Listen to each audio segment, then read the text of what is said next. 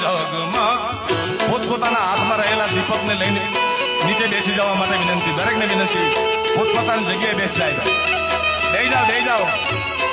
આપણે બધા મોગલ ફૂલ છે, બધા સ્વયંસેવક છે.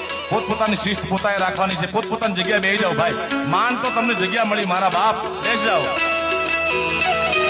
એ આરતી ભગુડા ગામે થાય આરતી, માંગલ માની થાય ભાણું બા દીવડા ઝગમગ ઝગ